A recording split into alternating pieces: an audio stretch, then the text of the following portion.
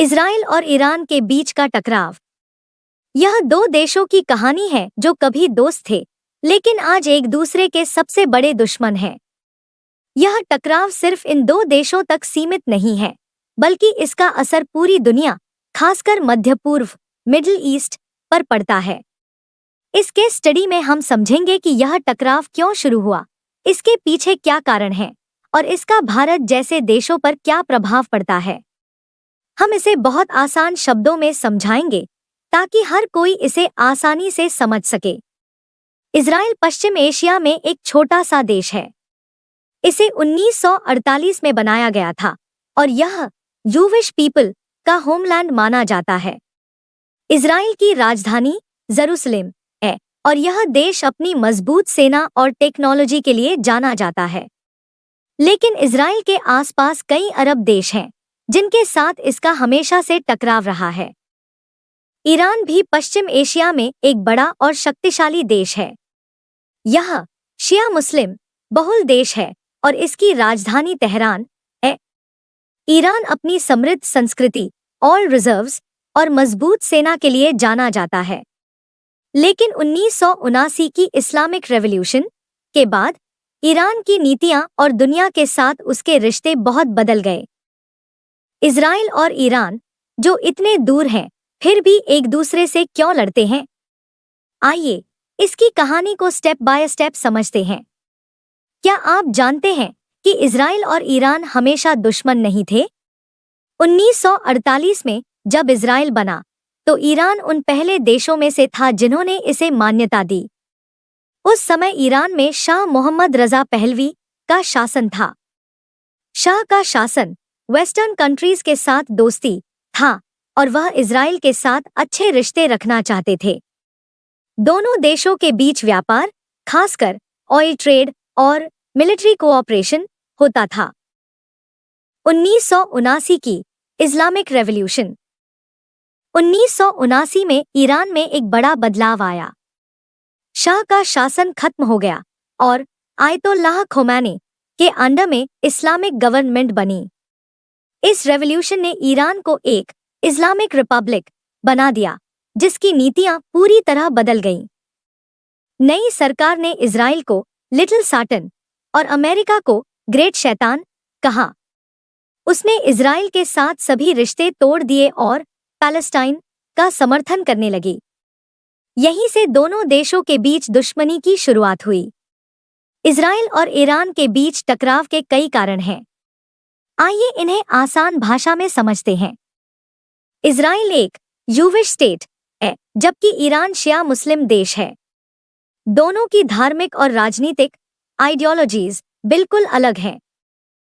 Iran की सरकार मानती है कि इजराइल ने फिलिस्तीन की जमीन पर कब्जा किया है और वह फिलिस्तीन को सपोर्ट करता है। इजराइल को लगता है कि ईरान उसे खत्म करना चाहता है। ईरान का न्यूक्लियर प्रोग्राम इजराइल के लिए सबसे बड़ा खतरा है। इजराइल को डर है कि अगर ईरान के पास न्यूक्लियर वेपन्स आ गए तो वह इजराइल पर हमला कर सकता है। इजराइल और अमेरिका ने कई बार ईरान के न्यूक्लियर साइट्स पर हमले किए, जैसे 2010 में स्टक्सनेट वायरस से ईरान के नतांज न्यूक्लियर साइट को नुकसान पहुंचाया गया। हाल ही में 2025 में इजराइल ने ऑपरेशन राइजिंग लायन के तहत ईरान की नतांज न्यूक्लियर साइट पर हमला किया, जिसमें कई वैज्ञानिक और सैन्य कमांडर मारे गए। इजराइल और ईरान सीधे तौर पर एक दूसरे से नहीं लड़ते, बल्कि प्रॉक्सी वॉर्स के जरिए एक दूसरे को नुकसान पहुंचाते हैं। ईरान लेबनान में हिजबुल्लाह और गाजा में हमास जैसे ग्रुप्स को पैसा और हथियार देता है, जो इजराइल के खिलाफ लड़ते हैं। इजराइल भी सीरिया और अन्य जगहों पर ईरान के ठिकानों पर हमले करता है ताकि ईरान की ताकत कम हो। मिडिल ईस्ट में दोनों देश सबसे ताकतवर बनना चाहते हैं। ईरान खुद को शिया दुनिया का लीडर मानता है, जबकि इजराइल अपनी सैन्य और तकनीकी ताकत से क्षेत्र में दबदबा रखना चाहता है। दोनों एक दूसरे को कमजोर करने की कोशिश करते हैं ताकि मध्य पूर्व में उनकी पावर बढ़े। अमेरिका इजराइल का सबसे बड़ा दोस्त है, जबकि ईरान अमेरिका को अपना दुश्मन मानता है। इस वजह से भी दोनों देशों के बीच तनाव बढ़ता है। उदाहरण के लिए 2025 में जब इजराइल ने ईरान पर हमला किया तो उसने पहले अमेरिका से बात की, हालांकि अमेरिका ने सीधे हिस्सा नहीं लिया। इजराइल के बनने के बाद अरब-इजराइल युद्ध शुरू हुआ। ईरान ने इस युद्ध में हिस्सा नहीं लिया, लेकिन उसने 1950 में इजराइल को मान्यता दी। 1979 ईरान की इस्लामिक रेवोल्यूशन। इस रेवोल्यूशन ईरान को इजराइल का दुश्मन बना दिया। नई सरकार ने इजराइल को लिटिल शैतान कहा और फिलिस्तीन का समर्थन शुरू किया। इजराइल और अमेरिका ने मिलकर स्टक्सनेट वायरस बनाया, जिसने ईरान के नतांज न्यूक्लियर साइट को नुकसान पहुंचाया। यह दुनिया का पहला बड़ा साइबर अटैक था। 7 अक्टूबर 2023 को हमास ने इजराइल पर बड़ा हमला किया, जिसके बाद इजराइल और ईरान के बीच तनाव बढ़ गया। ईरान ने हमास और हिजबुल्लाह को सपोर्ट किया, जिससे इजराइल और गुस्सा हुआ। 1 अप्रैल 2024 को इजराइल ने सीरिया में ईरान के कॉन्सुलेट पर हमला किया, जिसमें कई ईरानी अधिकारी मारे गए। इसके जवाब में ईरान ने 13 अप्रैल को इजराइल पर 300 से ज्यादा ड्रोन और मिसाइलों से हमला किया। 2025 में इजराइल ने ईरान के न्यूक्लियर और सैन्य ठिकानों पर ऑपरेशन राइजिंग लायन के तहत हमला किया, जिसमें कई लोग मारे गए। जवाब में ईरान ने ट्रू प्रॉमिस 3 के तहत इजराइल पर 100 से ज्यादा मिसाइलें दागी। इससे मध्य पूर्व में तनाव और बढ़ गया। ग्लोबल फायर पावर रैंकिंग में इजराइल की सेना 17वें स्थान पर है। इजराइल के पास 6.7 लाख सैनिक हैं। इजराइल की एयरफोर्स बहुत मजबूत है और उसके पास न्यूक्लियर हथियार होने की भी संभावना है। इजराइल की टेक्नोलॉजी जैसे ड्रोन्स और मिसाइल आयरन डोम दुनिया में सबसे अच्छे हैं। ईरान की सेना। ईरान की सेना दुनिया में 14वें स्थान पर है। ईरान के पास 11.8 लाख सैनिक हैं, जो इजराइल से ज्यादा है। ईरान के पास बहुत सारी मिसाइलें और ड्रोन हैं और वह प्रॉक्सी ग्रुप्स जैसे हिजबुल्लाह को सपोर्ट करता है। लेकिन ईरान की एयर फोर्स उतनी मजबूत नहीं है जितनी इजराइल की। इजराइल की ताकत उसकी टेक्नोलॉजी और अमेरिका का समर्थन है, जबकि ईरान की ताकत उसकी बड़ी सेना और प्रॉक्सी ग्रुप्स हैं। दोनों देश एक दूसरे को नुकसान पहुंचाने की क्षमता रखते हैं। भारत का इजराइल और ईरान दोनों के साथ अच्छा रिश्ता है, लेकिन यह टकराव भारत के लिए कई चुनौतियां लाता है। ईरान दुनिया का बड़ा ऑयल प्रोड्यूसर है।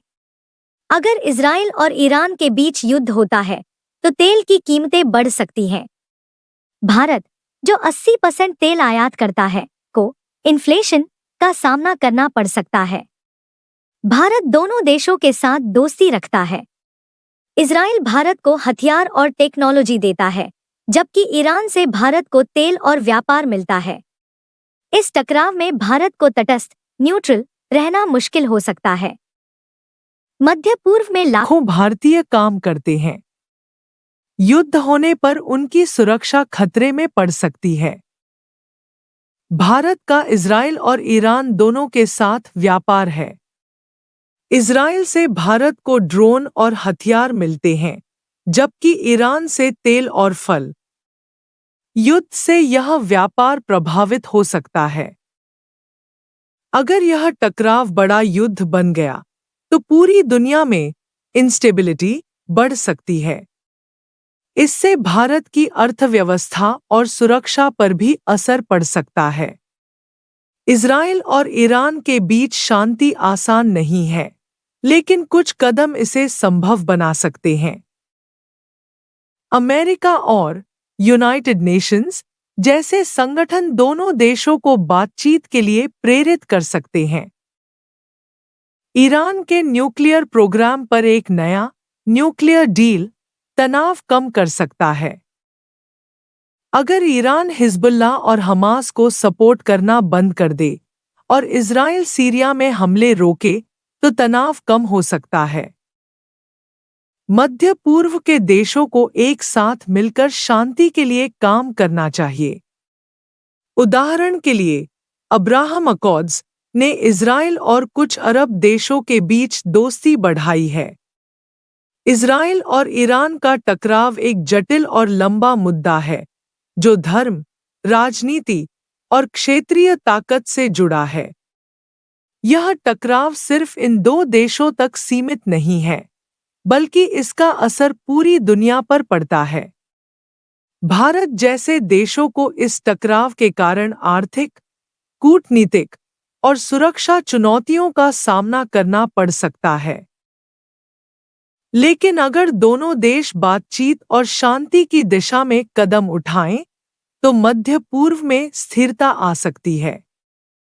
हमें उम्मीद करनी चाहिए कि कूटनीति और समझौते इस टकराव को खत्म करेंगे, ताकि दुनिया में शांति बनी रहे।